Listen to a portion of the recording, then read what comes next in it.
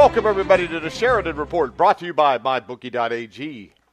If you want to go to MyBookie.Ag, the grueling truth can get you up to a $1,000 cash bonus on your first deposit, 50% of whatever you put in, by going to the gruelingtruth.net page, clicking on the MyBookie.Ag banner at the top of the page. I am your co-host for the Sheridan Report, Mike Goodpaster. Right now, I'd like to welcome in, of course, Bobby Sheridan. How you doing, Bobby? Hey, Mike. Good morning. How you doing? It's a great Saturday. We got the Final Four coming up, and got MLB looking really strong card today. So I'm really excited. Well, and I would like to bring up before we introduce our special guest that today in Lawrenceburg, Indiana, it is 70 degrees and sunny. With that being said, I want to introduce a man who is known not for a national championship or being in the Basketball Hall of Fame, but for living in a place where it is always 75 and sunny. Help me welcome to the show, Steve Risley. How you doing, Steve? Glad to join you guys today. What a privilege. Bobby, is this the Angels open up at home today? Is this their opening game at home? Well, they opened up a couple nights ago, Steve. This is their home They opened up a series. couple nights ago, yeah. It's just the first home series, so correct, yeah. Is Mike Trout earning his money? He won him a ball game yesterday. He hit 2 home runs in a 3-1 win, and their offense has been a little down, like there has been several teams. Hey, how about my Cincinnati Reds, Bobby? They're tearing it up. Well, I'll tell you, if they score a run, they'll just be ecstatic. They can't even score a run, Mike. Well, and the bad thing is, one of the players yesterday, or before the Pittsburgh series started, actually in the clubhouse burned his bat to exorcise the demons, and that didn't seem to work. I love that. That's great. And so I'm thinking maybe now Yasiel Puig may get one of those. What was it? The one big dude had get a little voodoo doll, and maybe that'll help. Yeah, that was from Major League, wasn't it? Yeah. Or they could sacrifice a chicken. Sacrifice a chicken during the game. That would be awesome. Well, a lot of times when those teams break out, they break out with like 14 runs too. It's crazy how that happens. But well, see, the thing I wonder about, Bobby, is this. Usually, I think this is true, especially a cold weather team. The pitching may be there early, but the hitting takes a while to kind of heat up. And I think with guys like Puig and Kemp, who are guys that may not love this weather the most, I think the fact that the Reds are hanging out with a team ERA of like 2.8 tells me that if they could get the bats going in the next week or two, they'll be fine. Well, right. That's a great analysis, and it's often, pitching is ahead of hitting. That's an old baseball axiom. So, there's not a surprise. There's some teams struggling, especially in cold weather. And you saw some of those games. They've had the masks on their face, and they've had the neck, like the scarf, not scarf, but the thing around the neck to keep the neck warm. And there's excuses. But see, the thing is, Mike, you can't fall too far behind in this thing. I know it's a long season, that's on one hand, but there's a stat I read this morning.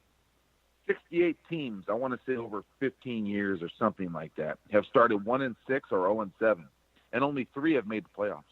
Yeah, so you're telling me there's a chance. What is the Reds' record right now? Are they 1-5? I don't know. I've lost interest. I watch other teams now. I watch the games you tell me to bet. That's about it. I try to watch the Reds, but when you never have a base runner and never score, it's really hard to watch. Yeah. Well, let's jump in, Mike, because I want to give out one game. It's only 3 minutes. Hey, Bobby, before you do, I had a question for you about baseball, if I could ask you one question. Yeah, hold on, Steve, because I want to give out one game. And then there's a game getting ready to start. Go ahead, Bobby. Oh, okay. I'm sorry. Yeah, I have a top play that starts at 11:10. It's the same as yesterday, White Sox. Remember we came on the air, Mike, and we had like 4 minutes for the White Sox, and they wound up being a winner. And it's the same. I like that Cardinal. He's got the same thing going today, 11:10 start. Top play, the White Sox over the Mariners. So it's 11:07 right now. So any listeners that are playing, get that in right now, and then we'll give you the rest of the card after Steve's question. Go ahead, Steve. My question was, Bobby, have they juiced the ball again? Because, it's like the Dodgers are setting all kinds of records for home runs. So I think Seager's leading the league with 6 to 8 home runs, something like that already this year. Are they juicing the ball again to try and get some more excitement back into baseball? No, I don't think so. I really don't. Okay. That was when you say again, I mean, that might be the same ball. You know, I don't think it's anything they're coming out of the chute doing on purpose. There's been talk about that last year around the All-Star break. Some of the players were pretty candid that they thought the ball felt a little bit different. And I listen to pitchers because they've got the ball in their hands all the time. I don't necessarily listen to the position players on that. And a few of them did feel like there was a bit of a difference. So that could be out there. I don't think that's anything to do with what's going on right now with a couple of the teams' power coming out right out of the gate. And we'll have to kind of look and see a little bit more, you know, see where the numbers are across the league after this first month. All right. That's my only question. What you got for the rest of the baseball card, Bobby? Anything? Yeah, today's a really strong day, Mike, and we got the Mets that are already started. That was a straight play. That started at 10 o'clock, and they're 0-0 at home in the third inning. So we're off to a decent start there. That's a nice pitching matchup of a pair of left-handers. But we got the White Sox going as a top play at 11, and we got two games going this evening, and those are both 4 o'clock hour starts. You know, one at 4:20, one at 4:10, and that's the Marlins over the Braves. That's a really nice price, plus $1.50 with Alcantara. Really good arm, really under the radar guy going against the Braves today. The Marlins are going to be one of those teams, kind of like the Pirates, Steve and Mike, in their divisions where they're not going to win the division. There's just too much ahead of them in terms of those divisions. The East and the Central are very competitive, a lot of parity. And these two teams are projected, the Marlins and Pirates, to finish at the bottom of those two divisions, but they'll finish at the bottom, not horrible in terms of record. You know, they're going to win some games. Those two teams will probably determine those races. What I mean by that is, you know, they might split with one of the teams above them or two, and then another team they might really struggle with. That might be the team that winds up winning the division because they play 18 times. They'll play everybody in the division 18 times. And both teams will, obviously. And so the Marlins are in the Braves now. That's a divisional matchup. You got to look for spots to bet on these teams, the Marlins and Pirates, because they're going to win some of these games against the more favored teams in those divisions. So this is a good spot. It's a really good pitching matchup. I like the Marlins tonight.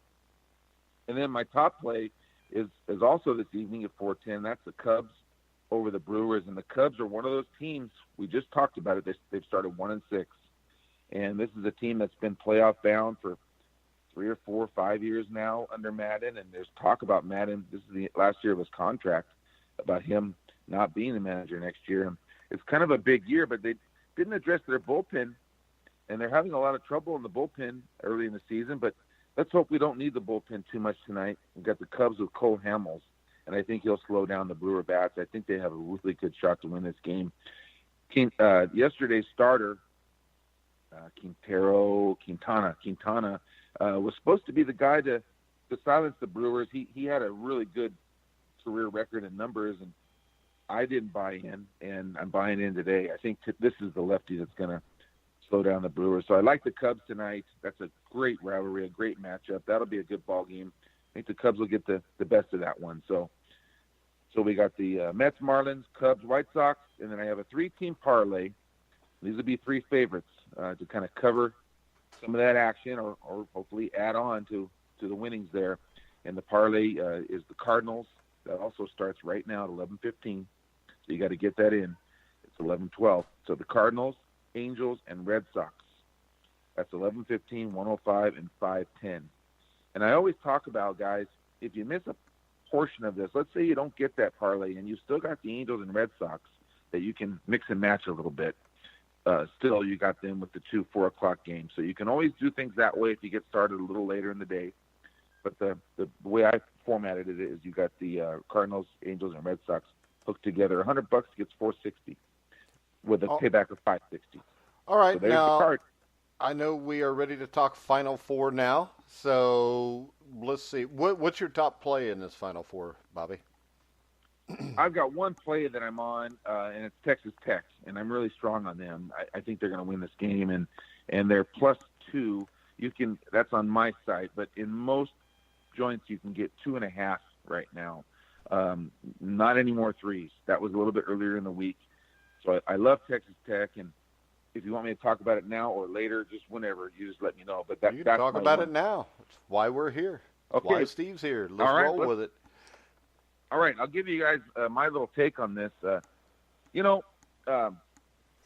Texas Tech is, we all know, a great defensive team and their abilities. And they do a great job. Well, they're very smart. And to be any kind of a defensive team in any sport, you have to be really smart. And they're very smart. And they also do a good job of knowing what they have to face, all right, knowing what they're going against and what they have to take away, almost like we use that example with the Belichick. And last week was a guy named Uemura. I think it was Uemura. It was the Gonzaga's, that's the name, I think, Gonzaga's big guy. They kept switching guys on him. They used 3 guys on him last week. And he's an inside player, a really strong inside player. And they were able to. Oh, you mean Hachimura? Okay. Hachimura, right. Yeah. I was wondering who you were talking about there for a minute.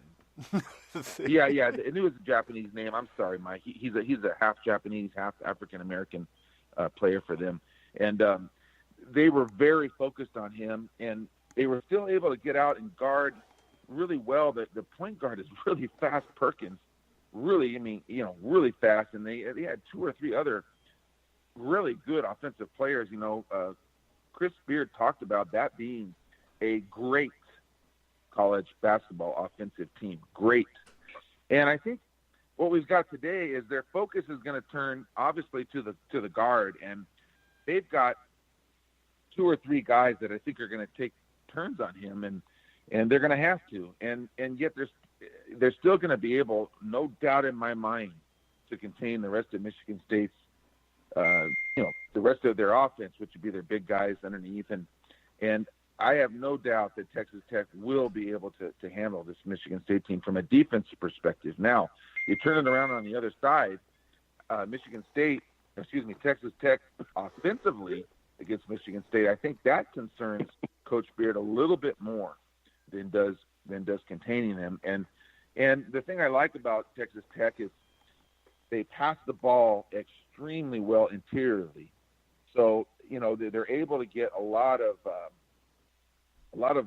lay-ins.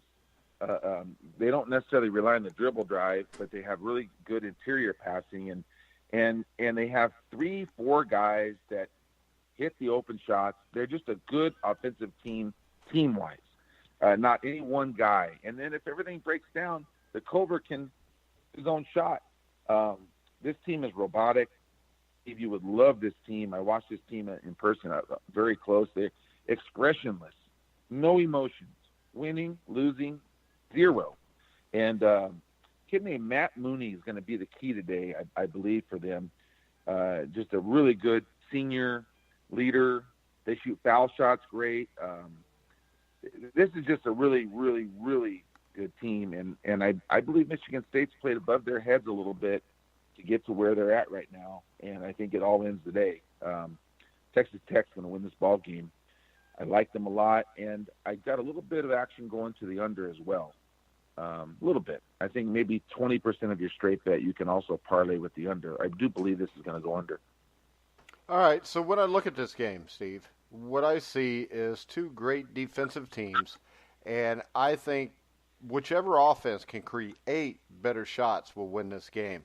The thing that concerns me here, I've seen Michigan State, especially the second game against Indiana, where Indiana kind of scrambled all over the place and gave Winston a lot of trouble, switching guys on him. And the thing that really strikes me about Texas Tech's defense is how well they recover and defend at the 3-point line. And I think Michigan State, they're going to out-rebound Texas Tech because Texas Tech has been out-rebounded in all but one game this tournament. But Texas Tech defensively is so good, and they recover so well even when they're beaten, that they just kind of wear on you after a while. Yeah, I see this as a classic matchup of talent versus coaching.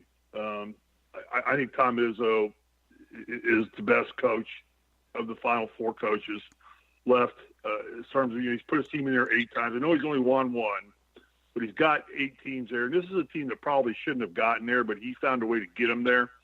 And that scares me for them. But I do agree with Bobby entirely that Texas Tech is so defensively so strong.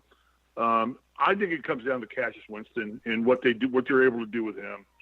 I think if he lights it up, and you got Izzo on the bench doing the bench coaching that he does as well as anybody,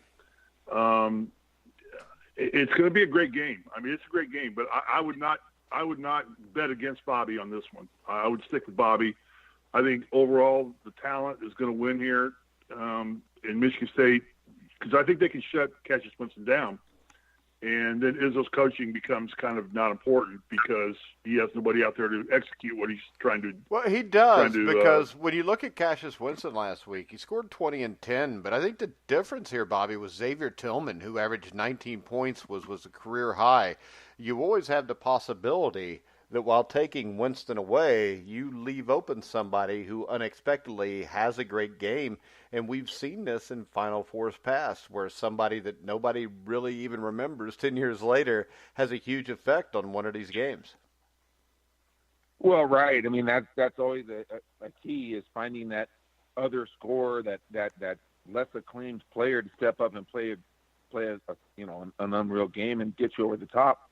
And but my rebuttal would be that could just be as easily said for Texas Tech. They had a guard named Moretti that stepped up last week and hit 2 huge shots in the last 5 minutes of that game versus Gonzaga. He would be sort of the same what you're just saying. And I believe Texas Tech is even deeper in with the ability to find a third or fourth cog to get him over the top. And Izzo is, the most accomplished coach in this field. There's no doubt about it, and a great coach. But, as you just said, Steve, he's only won 1 of 8 or 1 of 7. This is his 8th time going. And I remember Knight used to say, you get me to the Final Four and I'll win it. Not the other way around. I'll get you guys to the Final Four. And, that's why it doesn't work. And I think Mike, you said it so well about Texas Tech's ability to recover. They're so smart. I'm not worried about Michigan State winning this offensively. That's not going to happen. That hasn't happened all year to this team. I'm worried about Texas Tech a little bit offensively, whether they're going to be able to, really establish a lead in this game. It's a little bit difficult sometimes for them to establish a lead. But I will say one thing, and I want to say it now before I forget to even say it because we might get off into some other stuff. Texas Tech was asked. They asked Matt Mooney, and he was a senior, and he came over as a grad transfer, and they nicknamed him the Professor. And they asked him, well, why did you guys nickname him the Professor? It was one of the players. And they said, because he's always got an answer for everything. He's always the smart guy. He knows, he's the guy we all look to as the older guy that knows everything. Grad transfer, an older player, and he's just smart. And they talked about anyways, about Mooney, I'm losing my train of thought. It was something that he said, darn it. They asked Matt Mooney a question, point blank. When did you know you had Gonzaga? Like when in this ball game did you think you had them? Because I guess it's a thing where they've always know when they got you, when their defense has finally worn you out. That's how good they've been. And it happened very early against Michigan. And he said, you know what? We didn't know till the 5-minute mark. We got them finally in the second half. We wore them out. And he mentioned about what a great team that was, Gonzaga. That was a great team.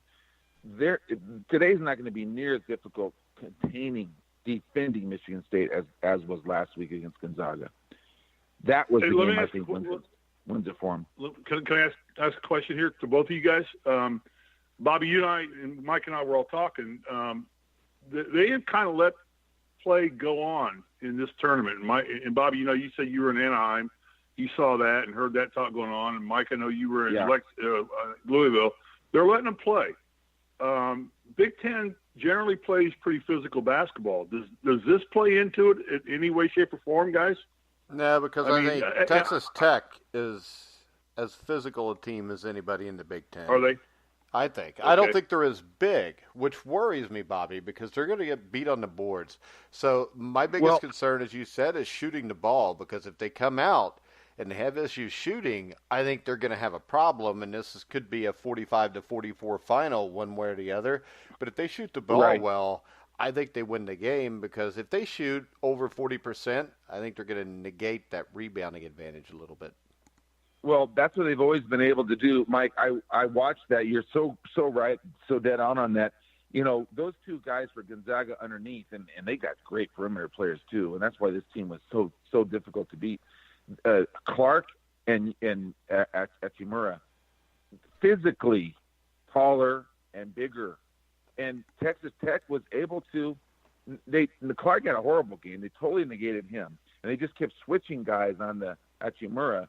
It's just unbelievable how they give up size and they give up some matchups under there, but they don't get scored on very much. It's just unbelievable. And they rotate ball. It's just the crazy. thing that's amazing to me, Bobby, is that they hold Gonzaga or under 70 points. They held, who did they play? Buffalo. They held Buffalo under 60 points. Buffalo was a team that was ranked in the top 25 all year that I thought was the biggest threat to Texas Tech in that freaking bracket when I picked them to go to the Final Four. And they just completely manhandled Buffalo. They had a little trouble early against NKU, but NKU's a good team, and then they shut them down. And I know that Drew McDonald from NKU tweeted out after the game that he had never played against a defense like that, because McDonald was the star. He's been the star for 4 years at Northern Kentucky. He was Mr. Basketball in the state of Kentucky. He dropped like 20, 25 points his sophomore year against Kentucky in the NCAA tournament when they gave Kentucky a close game there.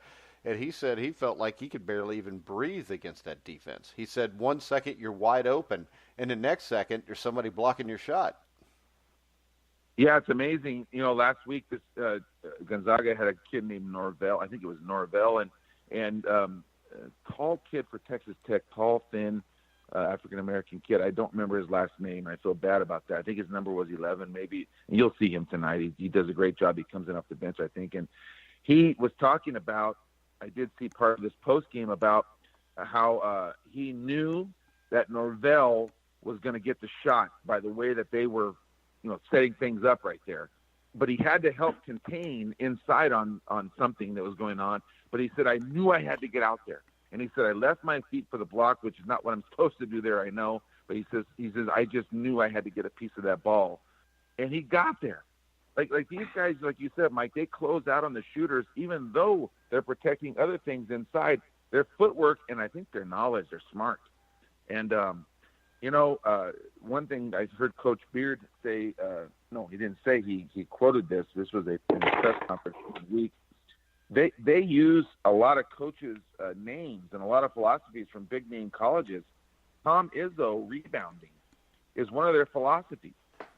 Tom Izzo rebounding. He says, here we are playing Tom Izzo in the Final Four. We've been talking about Tom Izzo, he said, for 4 years here, since I've been the head coach, for 3 years. So it's pretty cool for them, and I think these kids are ready for it. And I think Texas Tech is going to win this game. But they're an underdog by 2.5. So. I think they're the underdog because Michigan State's the bigger name. Vegas is trying to get even money. I think Beard is the best coach in this tournament. I think he's one of the top 5 coaches in the country. And I know people think that's nuts. But if you look at what Beard's done and the way that team plays, they play differently than everybody else. And he lost like 5 significant players off an Elite 8 team last year and is in the Final Four this year. And I think people miss that. Amazing. And when you look at talent, Steve, this is the thing. Cassius Winston was a big deal coming out of school. A few of those guys at Michigan State were. And Izzo's done a great job because of the injuries he's overcome with that team, with Langford going down and everything. But when you look at this, I mean, I just think it's a lot harder to pull this off at Texas Tech than it is at Michigan State. Oh, there's no doubt. And yeah, like I say, it comes down to talent versus coaching. But, Bobby, a question for you, throwing it back to you. This is the first time these guys have played in a dome. Now, I've played in a dome before, and I'm going to tell you what, the shooting. When do you play in a dome, Risley? Maybe I haven't played in the dome, but I've been to dome games. Never mind. All right, whatever. I've talked to players that have played in domes. All right, let me just clarify. They didn't even have domes when you were a kid, Risley. Go ahead. I know, yeah. But you're playing in a dome, and the shooting and the background and everything changes dramatically from when we won in the Spectrum in 81 to a basketball arena. And you're talking about Texas Tech being a good shooting team and a great defensive team. It throws you off a little bit from what I've been told. So is that going to factor into your thought process at all, Bobby? No, because I don't want to guess on who that's going to throw off worse or more. You know what I mean? I just think both teams have to adjust to that. You know, I think it's possibly it might wind up being a factor we talk about. The shooting goes haywire, and one of the teams just really can't. You know, but I can't guess as to who that is. But I know this, that Texas Tech can create some offense off their defense, and they shoot foul shots really well. And I don't think they, you know, that to me that would bother me. Steve, great point, but it would bother me more if I was on Auburn, because Auburn, I think, you know, like Mike was talking, privately, they got to shoot the ball. And let's go ahead. Let's go ahead and talk about Auburn and Virginia a little bit, Bobby. I know you don't. I've been told that the depth perception changes dramatically when you have, you know, you're playing in a dome versus playing in a basketball arena. And so I don't know. I mean, it's another thing to factor in. I can tell you this, Steve.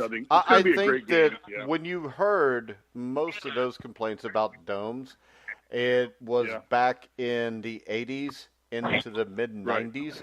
And the difference in them domes, you remember the Hoosier Dome and the way it was lit? What they started doing is, if you watch the game tonight, you will see that the lights on are the lights over the court, where, like, say if you're playing a second-round NCAA tournament game at the Hoosier Dome in 1988, you're playing at 1 o'clock in the afternoon, you remember with that white dome, the sunlight would even come through, and you would have shadows on the court even. I think it was more difficult back then. But the other thing is this, with Texas Tech and Michigan State, it's going to be hard to make a three anyways, because both teams play defense really well. And when we look at Auburn and Virginia, and I'll start off with Bobby on this, and I'm going to ask you both about it. Through the 4 games in this tournament, Virginia has been able to play the style of basketball they want. I mean, they've played against Purdue, which they can score a lot of points, basically playing one-on-one with whatever the hell his name was, Carson Edwards. But when you look at them, they played an Oregon team that played slow with them, a Purdue team that really played slow with them. Their first 2 round games they were also. The Auburn Tigers, on the other hand, have played at least their last 2 games against up-tempo teams in North Carolina. Well, last 3 games. You had North Carolina, Kentucky, and Kansas. And in those games, they were successful. So when you look at this, Auburn and Virginia have been able to play at the pace of play that they've wanted to play.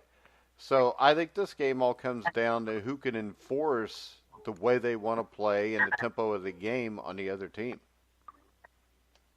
I think that's exactly what the winning team will have done, is they will have been able to bring the other team to their pace and to their liking. And for Virginia, I would look maybe at their head-to-head contest with North Carolina as an indication of whether they can do that. And I think they won both those games, didn't they? They either won or they split, but I think they won them both. I'm not 100% sure. Yeah, I'm not either. I didn't really follow that conference, you know, really, really strongly this year. But and then the other thing would be for Auburn, you talked about this, you know, to me, they have to hit the home run. You know, if they're able to hit 14, 15, 16, 18 threes today, well, obviously they're going to have a great shot to win this game. And if they're totally taken out of that, they're not able to, there's no way they're going to win it. So it's a hit-and-miss game that I don't want to really be a part of. And Virginia's also at -6. That game's up to 6 now. They are such a slow-tempo team, and that's what they're going to try to do, is bring Auburn into that style, like you said. It's hard for that kind of a team to cover a spread. Yeah, and when I look at covering that spread, Bobby, what I see is this, though. If you're going to do this, and we talked about this last night off air, you might as well bet Auburn to win, because their way to win is to get hot from 3. And if they're not hot from 3, they're going to get buried, so that 6 points doesn't get a matter anyway. Right. So it's win or Mike. So many games come down to that where don't take the 6 because you're better off just taking the plus 210 or plus 235. I think it is something like that. Yeah, I think it's plus 245 right now on my bookie. Yeah, plus 245. So I'm like I said, I think Virginia's going to win that game, but that is a great bet. And to understand that, like I don't like Auburn to win today, but that is a great bet because if they are able to do that from the 3-point line and get their style, going in that game, they have a great shot to win it. So why take the 6 points at even money or minus 110? Take it straight up at plus 245. That's a great bet. So if you like Auburn, then take this money line. Steve, when we look at it, Okeke, their best big man, best interior player, is gone for this game. He tore his ACL against North Carolina. I think if they were to make it to a national championship game, I think that could be a killer because of the style those two teams play. I think in this game, and I don't think it's that bad a deal because when I watch Virginia, Okeke with DeAndre Hunter underneath, Okeke is the one guy that can guard Hunter. But offensively, they're going to have to be able to shoot the ball over Virginia, and they're going to have to get into transition. They don't really need Okeke to do that. So I think in this game, it's not as big a deal. I think this is going to be on Harper, the little guard, to really force the pace, but when he forces it, to do it under control. Yes. Yeah. Auburn is the Cinderella team in this tournament, obviously. We all agree there. I mean, Texas Tech definitely is a great team. And Michigan State is a team that's been there many times before. But Auburn is the team that's the most dangerous because you just don't know what they're going to do. But I think that Virginia is a team that's on a mission of redemption from last year. And they're balanced. They're well coached. They've got depth across the board. They play great basketball, and I think to guard the entire team of Virginia is going to be very difficult for Auburn to do. So, again, it's going to be a great game, but I think Virginia's going to run away with this, truthfully. I think it's going to be a blowout. Yeah, I think they will too, but I still have a little bit of doubt just because it's March. I mean, hell. Because it's March, yeah, and they're Cinderella. Well, now it's April. But it's still March Madness, so, but yeah. But I think Virginia's going to run away with this game, but Auburn just you don't know about this team because they're Cinderella. You don't know if they're going to find the glass slipper or not. You just don't know. All right, guys. Bobby, are we ready to go on this day? We are, Mike. Wait for the commercial, Bobby. I just tricked you. I just wanted to see if you remembered we had a commercial. But, all right, guys, we'll be back with Steve Risley and Bobby Sheridan to talk about the 1992 NCAA tournament, which all Kentucky fans know was the greatest tournament of all time that my team didn't win just because it was miserable for you people. So, yeah, I called you people. So make sure, all you Kentucky fans, to come back and listen about the story of Christian Laettner. We'll be back right after this. Hi, I'm Mike Goodpasser from the Grueling Truth Sports Network, and I'm here with just one simple message. If you're watching the games, it's time to start making money. The Grueling Truth has recently partnered with MyBookie.Ag, an industry-leading sportsbook website, who reminds you that where you bet is just as important as who you're betting on, and that's why the Grueling Truth urges you to check out MyBookie.Ag. In addition to the usual thousands of odds, money lines, proposition bets, and futures offered on MyBookie.Ag daily, they also have in-game live betting and a mobile site that makes wagering on the go easier than ever. So join now and MyBookie will give you up to a free $1,000 cash bonus on your first deposit. Just enter promo code TGT50, that's TGT50, to take advantage of this offer. You can also go to thegruelingtruth.net, click the banner at the top of the page for MyBookie.Ag, and also get the same benefit and the same $1,000 free cash bonus on your first deposit. So visit MyBookie.Ag, courtesy of the Grueling Truth, and enjoy winning today. MyBookie.Ag. You play, you win, you get paid. All right, guys, we're back on the Sheridan Report on the Grueling Truth Sports Network. I'm Mike Goodpasser with Bobby Sheridan and Steve Risley. Bobby, what do we got on this day? Okay, Mike, just as you said, 1992, the 54th NCAA Men's Basketball Championship Duke beats Michigan 71-51. All right, so let's go ahead and start off in the East because that's my favorite. But Duke was the number 1 seed. Kentucky was the number 2 seed. They both pretty much walked through to play each other in the Elite Eight. Kentucky did have a controversial game against Rick Pitino against John Calipari, where Calipari got, I don't know if you remember this, Bobby and Steve, but Kentucky beat him by 10. But UMass was directly in this game, and with a few minutes left, they gave Calipari, who was the coach at UMass, one of the biggest BS technicals I've ever seen, which ended up changing the game completely, and Kentucky went on to beat him. Do you remember that, either one of you? I don't remember that, Mike, no. You know, I vaguely remember it, but not to the detail you're going to remember it because you're reading it from somewhere. So I'm not reading it from anywhere. Yeah. But all right, well, reading it from your mind, yeah. No, I didn't remember anything from it except I remember that he got like a BS technical because he came too far on the court or something, and I don't even think they gave him a warning, but I don't remember what it was. That's why I was hoping maybe one of you guys knew. But then you go on to Duke, Kentucky, one of the greatest college basketball games of all time. The interesting thing is I never watched this game until after it happened because I believe I went to see White Men Can't Jump after Indiana had beaten UCLA. So, and it was over in Kentucky, and the amount of people I saw in tears as we left the movie theater told me that Kentucky lost.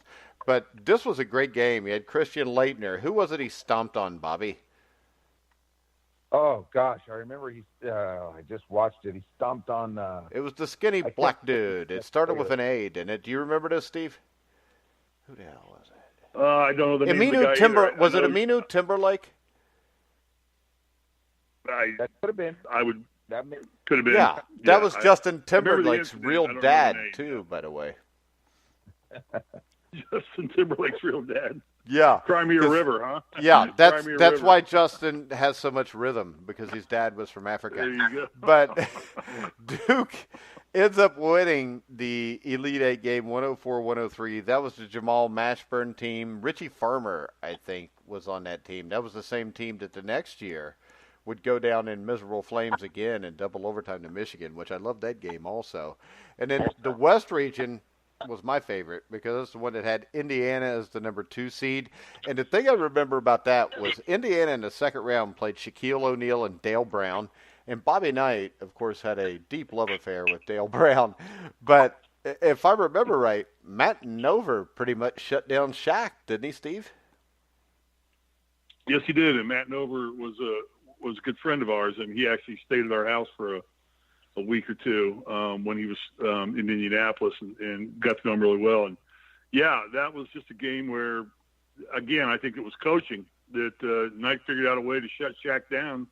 And it wasn't just Nover that did it. It was the entire defense, the man-to-man defense and the zone man principles of Knight's defense, man side, ball side, that took Shaq out of his game and was able to neutralize him and, take control of that game. So, but Matt got credit for it, much like Dockage got credit for shutting down Jordan. And yeah, but this is the thing. Nover came a lot closer to actually being a huge reason because Dan Dockage is just a dumbass anyways.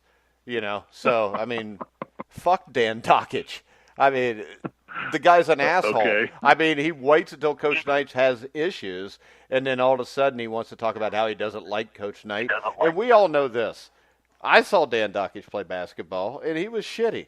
He wasn't very good. He couldn't shoot. He was just like this 6'5" dumpy white kid that kind of ran around aimlessly, and he does that now on air. But we'll talk more about him maybe Monday.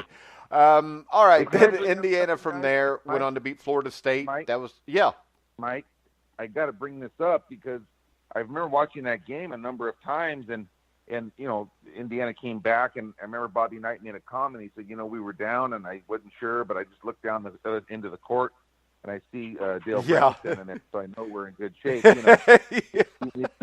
But I do have to say though that Shaquille O'Neal, I mean, he was 12 for 18 that day, and he made 12 for 12 free throws, and he scored 36 points. Yeah. And so he was not shut down by he was. anybody. He only scored 36 points. Because who else was on that LSU team? Did they have Chris Jackson on that team? They had Maurice Williamson. He scored 11. They had Burnell Singleton, Clarence Caesar. Yeah, they had nobody that went on to play. So basically it was you let him score what he wants, and nobody else is going to be able to do enough to beat you anyways. Right. In that game, Matt Nover played well offensively. He had 13 points. Calvert Channing had 30, 19 for Alan Henderson. Calvert can play some ball. Yeah, the front court really came through. I mean, look at that. That's 3 scores versus 1 or 2 for LSU. Then you had Damon Bailey had chipped in with 9, and then you had 12 points off the bench from Eric Anderson. Eric Anderson played exceedingly well in that tournament, too. He really did, and that was after Knight had benched both Meeks and Anderson, taken away their captainship going into the tournament and gave it to Graham and Chaney, and that made the team uncomfortable. Yeah. Because they talked about, they went back in to say, Coach, we're not really comfortable with the decision you've made. We want the 2 seniors to keep their captainship. And Knight told them, you want to play? Because this is the way it's going to be. And this is off of what I've watched. And the great thing about that team was you had to play LSU with Shaq, and then you played Sam Cassell and Charlie Ward. They beat them by double digits also, which set up a game with UCLA. And the thing I remember about UCLA is that year, the first game of the season in a Hall of Fame game, UCLA beat the hell out of Indiana. Yeah, wasn't it by like 20 points, Mike, or something? It was at least 20 points. It was a bad loss. I mean, the only loss to me that I remember being worse during that time was the 1990 loss at Madison Square Garden to Syracuse by like 30 in the preseason NIT. But Florida State was a really good team, and UCLA had Tracy Murray and Don McLean. And this was after Don McLean had written and sang American Pie too, wasn't it, Steve? That's a different Don McLean. Oh, it is? Yeah. Oh. Well, hell. I always thought it was weird that, when American Pie came out, Don McLean would have been 2. So I'm figuring, how could a 2-year-old write a song? But sometimes you find out new stuff every day. But the great thing about that game is they played it, I don't remember if it was L.A., but I know it was on the West because it was the West Regional Final. And Indiana played an absolutely perfect game to win that one. Did they win? I think they won by close to 30 points, didn't they? 106-79. There we go. 106-79, yeah. Bobby, there you go. Yeah, Bobby and Steve are the ones looking things up right now, too, I would like to bring out. Yeah, I'm looking stuff up right now. Which I don't typically I know, because you just called me out on one thing, so if I was looking shit up, I'd know what was going on. All right, in the Southeast, Ohio State was the number 1 seed in that bracket. That would have been Jimmy Jackson's team, wouldn't it? Steve, Bobby, anybody? Yes. 92? Okay. Yeah. That's what I thought. And they pretty much rolled. They made it to the Elite Eight, I think, and they played the Fab Five. And the Fab Five, the thing I remember was I think that they played East Tennessee State in the second round because East Tennessee State was like a 15 seed and beat Arizona, who was a 2 or was a 14 and a 3, something like that. But Michigan gets by Oklahoma State by 3, and then Michigan beat Ohio State. I think that was in Lexington, Kentucky. And I think it was in overtime, but I'm not 100% sure. But I know Ohio State was actually favored to win that game, so that put the Fab Five in. And then the most interesting region to me was the Midwest Regional. And this is one of those, Steve, where we've talked about, like IU in 81, you didn't have to play DePaul or Kentucky. When you look at this Midwest region in 1992, the number 1 seed was Kansas, and they got upset by Don Haskins and UTEP. And they went on to play Cincinnati. Cincinnati was the 4 seed. They had Eric Martin, Nicky Van Exel. This was Bob Huggins, I think his 3rd year as the head coach at UC. And UC beat Michigan State in the second round. I think that was at UD Arena in Dayton. And then they got to play UTEP instead of Kansas. And then I think UC beat UTEP, but it was really close. And then in the bottom part of the bracket, you had 2 more upsets because Arkansas got beat. I don't remember who it was by. Damn it. Arkansas got beat. Memphis State. Okay. And then USC lost to Georgia Tech, which the thing that stuck out to me about that game, I think that's the game where Georgia Tech hits the buzzer beater, and then Al McGuire goes off going ape shit during the game. And that led us to the Sweet 16 where Memphis State in overtime, I think, beat Georgia Tech. And then Cincinnati just destroyed Memphis State. And the thing I remember about that Cincinnati team was Memphis State had Penny Hardaway at the time. And during the regular season, UC had beaten Memphis State twice. And then they beat them in the conference championship game. I think it was Conference USA at the time. And then they beat them this fourth time. And I remember going into that game where I live in the Cincinnati area and everybody's all freaked out because it's like, well, they say it's hard to beat a good team 3 times. You definitely can't do it 4. But I think after you've beaten a team 3 times, you probably pretty much have their number, Steve. Yeah,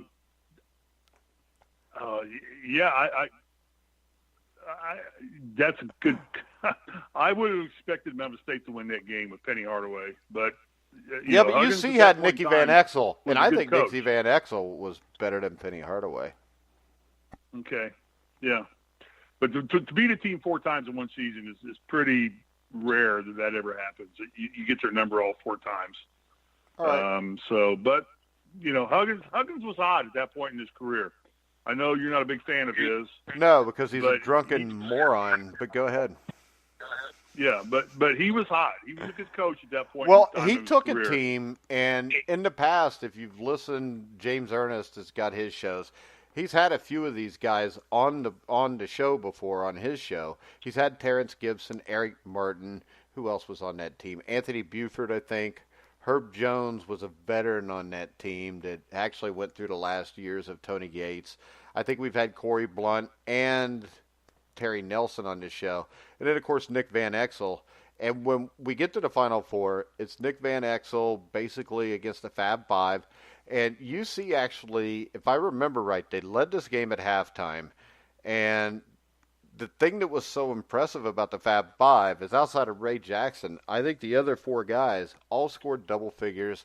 They ended up winning a really close game at the end. I think it was like 78-74, 76-72, something like that. And this is a Michigan team that was only the 6th seed. I don't think that anybody really thought this Michigan team, even though they were that talented, would reach a national championship game this quickly, Bobby.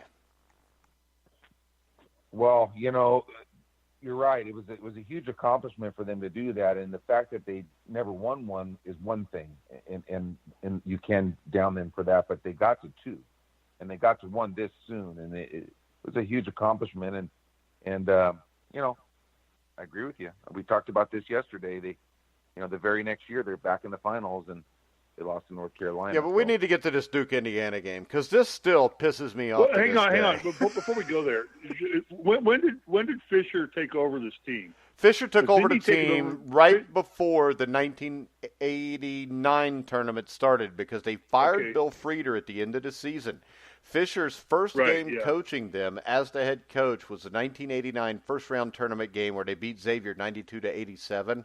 And then, of course, they went on from there to win the national championship. So Fisher had him a contract after doing that. Yeah, because Frieder, did he go to Arizona or something like to be an AD or something like that? Frieder got busted for doing some stuff that maybe shouldn't have been done, and that's why they ran him out of town. And then he went on to be the head coach at Arizona State, and I think eventually he became the AD, but I'm not sure. Right. But I'm not sure either. Yeah. He had a lot of talent and never won anything. So Fisher had his hands on this team, so he's pretty well built his own team with Michigan right now. Oh yeah, Fisher is the one that great run. Yeah. Fisher's the one that got the Fat Five guys, but we got to get to this Indiana game, Steve, because I got to bring up a stat. Okay. Indiana lost this game by 3 points. Indiana was 12 for 16 from the free throw line. Duke was 28 for 42. I just wanted to bring that up because I think it's absolutely one of the worst officiated games I've ever seen. Indiana, I actually talked to Bobby about this last night and forgot, and I watched the game again last night, but I used up like 8, 10, 12 points in the first half, up by 5 at the half, and the officials basically hamstrung them and took the game away from them. Of course, Todd Leary, who does a show with Jim Coyle on our network, hits 3 late threes, which actually got IU in the game in the last few seconds. But the thing that stood out to me was Calvert Cheney was held to 11 points, 4 for 13 shooting. Really, the only 2 guys that played really well were Greg Graham and Alan Henderson, who both scored right around 20 points from what I remember there. Duke, of course. Christian Laettner was shut down, and he was shut down by a combination a little bit of Henderson and Chaney, and he was held to 8 points. The big difference here was Jamal Meeks could not handle, or Jamal Meeks or Chris Reynolds, either one, could not contain Bobby Hurley. And I think Bobby Hurley had like 26 points in that game. And Grant Hill actually came off the bench in that game to add 14. But I still think that when one team shoots 42 free throws and the other team shoots 16, I think there's a problem there, Steve. I don't know if that's about the time when the NCAA was getting pretty fed up at night. I think it was. And I think it was. I think that time was probably about 1974 or 75, by the way, Steve. Yeah, but they were starting to take action against him, which ended up being Knight's demise, obviously, when Miles Brand got in charge. But that's a whole other show to do down the road. But I just think that they didn't want Knight there anymore. They were tired of him. And I never want to say I don't want to cry foul because it's a game. But when you have that kind of disparity of 42 to 16 free throws, there's something fishy going on there. That's just not fair balance. All right, so yeah, and that was the same tournament that Knight slammed the table, the NCAA table. I slammed the phone. He did that. No, the phone was 1987 against LSU and Dale Brown. Oh shit! I'm sorry. Yeah, with like 5 minutes left in the first half. It was 87. Yep. I had the right team. I paid way too much attention to Bobby Knight back in the 80s, but yeah. But that game when Knight had beat Duke, Indiana beat Duke in 87. So this is 92. This is the year after Duke had already won. This is so this is 92. Yeah, they had the huge upset over the undefeated UNLV team, and then won the national championship against Kansas. Right, and so this is the next matchup between Krzyzewski and Knight, and Mike, when you watched the game, did you see the clip where Knight's walking in, where they show him walking onto the court? And he walked right by Krzyzewski? Yeah, he walked right by him. And the thing that's very interesting about that game was, this is before social media and before Twitter and all that stuff. Can you imagine the buildup of this game had we had that social media then? Oh, yeah, especially where Knight just walks by him and ignores him. Everybody would have had a freaking they'd all freaked out then. Yeah, this game, this scenario was huge. And for Indiana to come out of the blocks and have, I think, a 10-point lead on. Oh, yeah, they were on fire in the first half, and they led by 5 at halftime, I think. And Laettner was completely shut down. It was a fluke. Hurley was hitting these shots that he was 6 for 9 from threes, and he wasn't even really a 3-point shooter. Yeah, but you know what? This is the thing you can say about Bobby Hurley and Christian Laettner. They weren't great players, but they played great in big situations. I mean, if you look at the way Hurley and Laettner played in 91 against that UNLV team, and then the way they dominated a championship game, and if you look at it, when we get to the 92 championship, Michigan and Duke, it was kind of the complete opposite of the semifinal, because in the final, Bobby Hurley gets shut down. I think he only made like 2 shots and scored like 7 or 8 points. But Christian Laettner, he goes off, and he's actually 2 for 4 from 3-point line, scored 19 points. And it showed you how great this team was. And the other thing that shows you that is this. Indiana was up 5, and Duke outscores them by 8 in the second half. Michigan, I think, was either tied or had like a 1 or 2 point lead at halftime in this game. And Duke just doubled their score and held them to like 20 points the rest of the game. I mean, I think this Duke team, 91-92 Duke, has to be in the top 3 or 4 teams, greatest teams of all time, because you had a lineup with Grant Hill, Bobby Hurley, Christian Laettner, Thomas Hill. Was this the Cherokee Parks team? He was on the bench. He served off the bench on this team. But he played. He played significantly. I think he played like 15 minutes or something. Yeah, right. So I think this was a great team with a great coach. And I think the difference in this game is this. I mean, even with the players I just read off, Michigan had Jalen Rose, Chris Webber, Juwan Howard. I mean, they were loaded. And I think in the end that Steve always says coaching is the difference. I think this is one game where Steve was definitely right because coaching was the difference. No doubt. And, Bobby Knight was the one who he was the sponsor for Krzyzewski to go into the Hall of Fame. And Krzyzewski went into the Hall of Fame. It was the after this year. So like whenever they do the Hall of Fame, it was after this. And at this time, Krzyzewski was pretty much anointed. He was the best coach going. This was complete prime Krzyzewski. Got his 2 titles. Knight had pretty much said he's the best coach he'd ever gone against. When he put him in the Hall of Fame, and so he was on top of the world. And Steve, I want to mention to you, I found out Mike taught me something yesterday. A bench player on this Michigan team was Rob Pelinka. Did you know that? Did you know that, Steve? No, I did not know Rob Pelinka. He's the general manager of the Lakers, isn't he? Yeah, and Mike knew this, and I couldn't believe it. Hey, the thing that's impressive on this, though? Mike may have known Rob Pelinka played on this team, but you both knew that Rob Pelinka works for the Lakers now, and I had no clue. If you'd have told me Rob Pelinka wants to be on this show, I'd have said, that's cool. He was on that Fab Five bench. Yeah. So Pelinka, if you put us all together, we knew the whole story, though. I think Pelinka was actually an agent, wasn't he, Bobby? Yeah, he was an agent first, wasn't he? And then Magic brought him in. Right.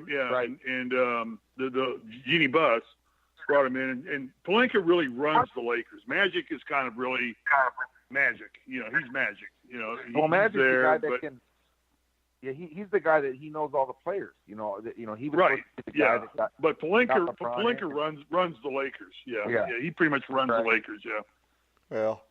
So I think that was pretty cool, and I didn't even know he played. He played 10 minutes in the championship game, and he scored 2 points, and he had a rebound. I don't know his name too, but the general manager for the Clippers is actually a IU manager. Look up real quick who the general manager of the Clippers is. What was that? The general manager of the Clippers. Jerry West? Well, Jerry West is. Oh, you mean back in? He's. Ow.